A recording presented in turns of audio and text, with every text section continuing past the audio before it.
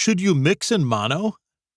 Is mixing in mono really the secret to a great sounding mix, as some claim? Or is it a really bad idea? A quick search for mixing in mono will give you vastly different results. No wonder people get confused. The importance of mono should not be underestimated when mixing.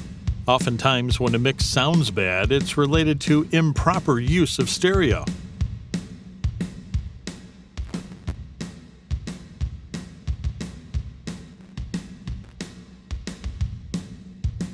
It's really easy to go overboard with this stuff because instruments often sound better when they're wider. Here's an example.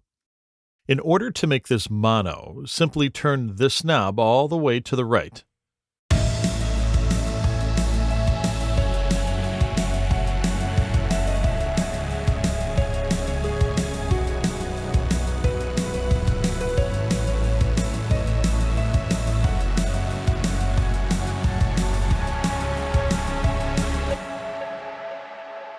When you sum to mono, inevitably some frequencies will cancel out, and it'll be quieter overall.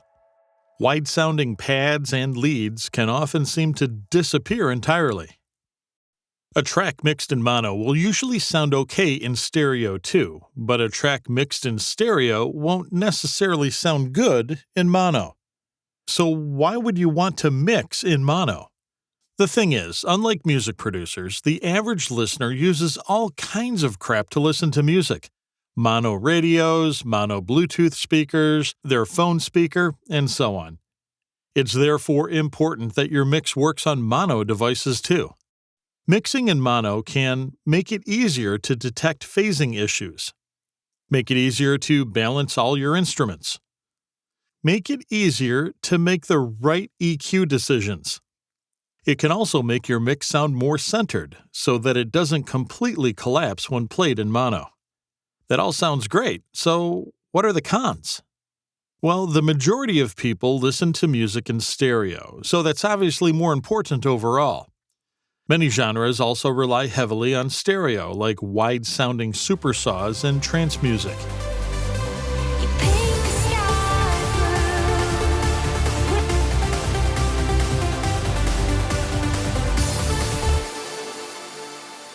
Leads often sound better when they're wider. In order to quickly space this out, we can apply some quick stereo separation. To do that, you simply turn the same knob the other way to the left. This will make the sound wider. So right combines the channels, making it more mono, and left separates them. Quite easy.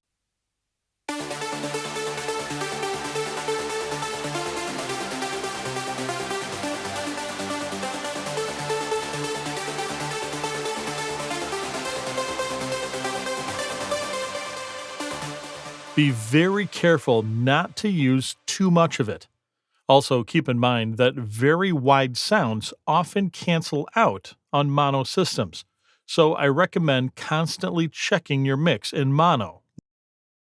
And here's the same thing with leads more mono compatible.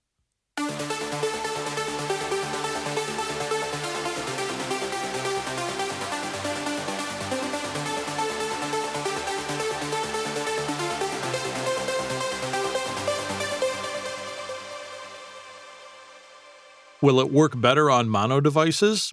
Sure, but it'll sound worse than before in stereo. So, what should you do? Personally, I rarely mix in mono, as I find it quite limiting. However, I constantly check my mix in mono. If I hear some phasing or clashing issues, I deal with it before it becomes a problem. That way, I can find some middle ground. Just like you want to constantly check your mix on both headphones and monitors, you'll want to also check it in mono as you go, or vice versa if you mix in mono. If you want a balanced mix that sounds good on most systems, you'll need to realize that not everything in a mix should be spread out.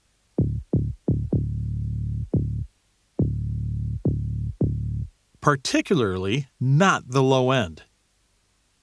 This is actually one of the secrets to getting a really tight low end in your tracks. The low end is often the most difficult part to get right in a mix. It's the area with the highest amount of energy, so any mistake down there can quickly ruin your track, causing it to sound muddy or muffled. The low end is actually the foundation of your track. It's where the main energy of the track comes from. One of the mistakes I see a lot of people make is to let their low end remain in stereo. Some even use stereo enhancers in order to spread things out even further, and that's not a good idea when it comes to those really low frequencies. It can work well for your mid-basses and such, which sit somewhat higher up in the frequency band, but you really shouldn't spread out your super low-end elements such as your kick and your sub-bass. Those should always be in mono, and here's why. Because the low end is so powerful, any mistake down there will have a huge impact. If you put stereo effects on your kick, for example, it can become out of phase, especially if played in a club.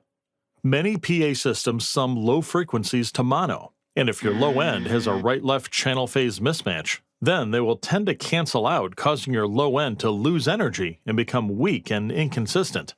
Even when played on a stereo system, it's important that the low-end elements come out of both speakers exactly at the same time in order to deliver the highest amount of power.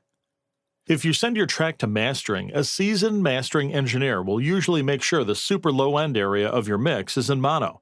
When I say super low-end, I mean the area below about 100 Hz.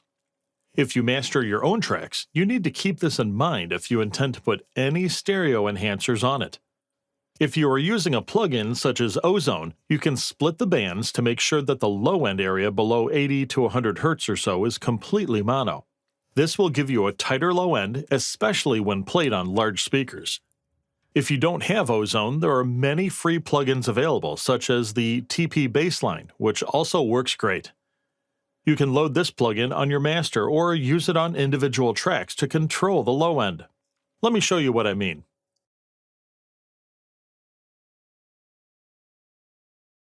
Now, everything below 88 Hz will remain in mono. I can adjust the frequency here. This plugin is 100% free. I've added the download link in the description below, so you can go ahead and download it and give it a try if you want to. When it comes to your sub bass and kick though, I usually prefer to keep those 100% mono. I know there are many who swear to mixing in mono, and I'm not going to say that one method is wrong and another isn't. If mixing in mono works for you, then that's great. There's really no right or wrong when it comes to music, just like there's no accounting for taste. As long as it sounds good, it's good. That's the only thing listeners really care about anyway, and that's all that matters in the end. If you need professional feedback on your music, mastering, and so on, then check out the links below. Don't forget to subscribe and hit the like button if you like this video. And as always, let us know in the comments below what kind of tutorial you would like us to make next. Thanks for watching.